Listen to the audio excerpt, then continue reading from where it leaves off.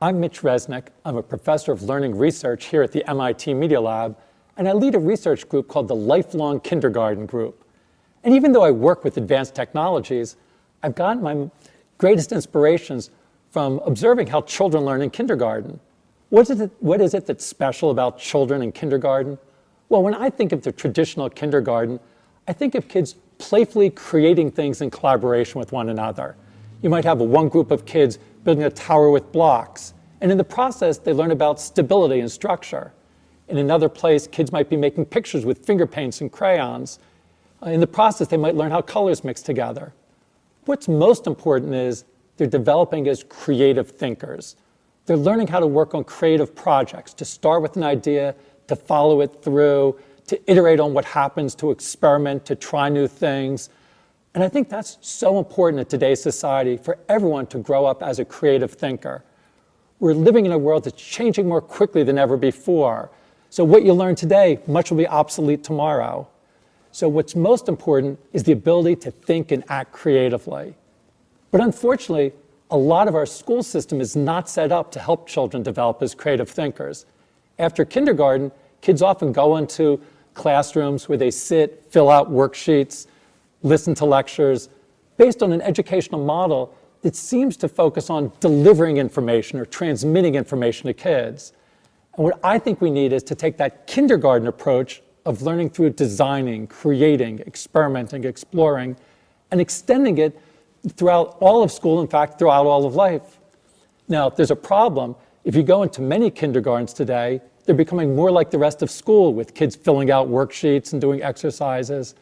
What I want is exactly the opposite, to make the rest of school more like kindergarten and the rest of life like kindergarten. And that's why we call our group Lifelong Kindergarten. So why isn't it that hasn't happened? Well, I think there are lots of reasons for it. Part of it has to do with the media and technology at our disposal. You know, in kindergarten, if you have blocks and crayons, that's great for learning kindergarten concepts like number and shape and size and color. But as you get older and start to work on more advanced projects, just blocks and crayons aren't enough.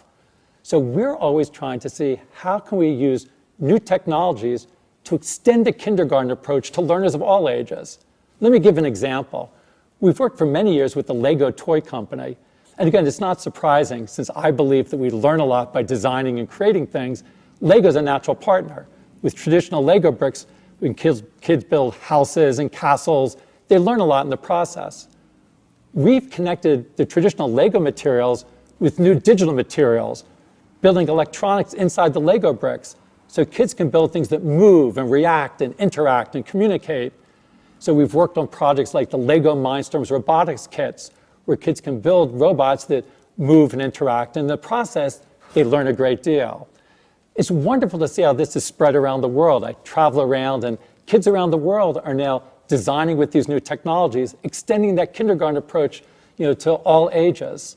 Now, I want to emphasize, this is different than a lot of the electronic toys that you see in toy stores these days. Toy stores are full of electronic toys. You might go up to a doll and you poke at its belly and it starts singing, or you wave your arms and it starts dancing. But all you get to do is interact. That's not where the real learning happens. Whoever designed the electronic toy probably learned a lot, but kids don't learn much just by interacting with these toys. We want to give kids the opportunity to design and create things themselves. That's where they're really going to learn things and become creative thinkers.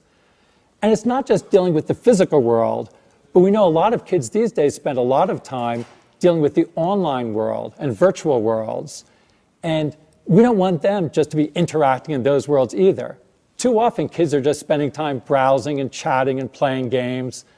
We want them to be designing and creating and experimenting, exploring, like in kindergarten. That's what led us to develop software called Scratch. It's a programming language that allows kids to create their own interactive stories and games and animations, and then share their creations with one another. Every day, there are thousands of projects that are shared on the Scratch website by kids around the world. But it's not so much the numbers that make me so happy, it's the diversity of projects. If you look at the Scratch website, you'll see kids are creating everything from animated stories to interactive birthday cards, to animate comic strips, to dress-up doll games, to interactive artwork, to online tutorials, to virtual tours. almost anything you can imagine. And that shows me that kids really are developing as creative thinkers as they do this. And I think that's what's really going to be so important to succeed in today's society. Now, this is part of a growing trend of an interest in helping kids learn to code, but I think our approach is different in some important ways. There are a lot of people who are emphasizing the importance of coding or programming these days because they see great job opportunities. And don't get me wrong, there are great job opportunities, because there will be a greater demand and a need for programmers and computer scientists, but that's not what drives us. I like to make the analogy with writing. We want all kids to learn to write, not because we think most kids will grow up to become professional writers or professional journalists, but because all kids need to learn how to express themselves, to share their ideas. And we think of coding or programming the same way. Yes, it could lead to job opportunities, but more important, it allows everybody to express their ideas, to be able to communicate in new ways. So our approach to coding is focused on helping kids learn to think creatively, reason systematically, work collaboratively. Those are essential skills for everybody, regardless of what they're going to grow up to be. So we aren't interested just in kids learning to code, but coding to learn. As they learn to code, they'll also learn important skills about how to break down problems into simpler parts, how to express their ideas in new ways. So I think that what's important is, as kids enter a world that's full of these new technologies, we don't want them just to be interacting or consuming the new technologies, but designing and creating. We try to think of it in terms of 4 words that begin with the letter P. We developed these 4 guiding principles.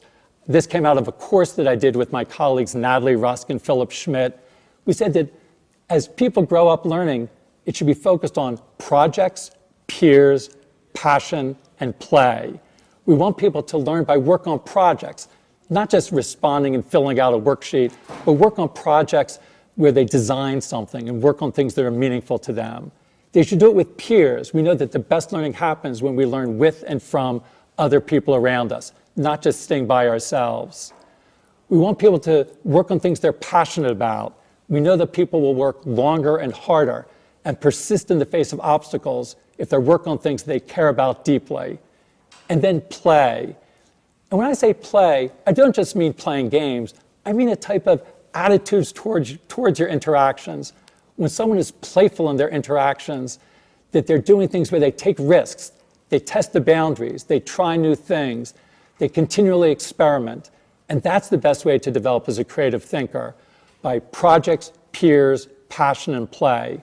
That's the approach that we use here at the MIT Media Lab, and that's what made the Media Lab such an innovative place. It's what's worked in kindergarten. Now what we need to do is just take those ideas and help change the rest of the world.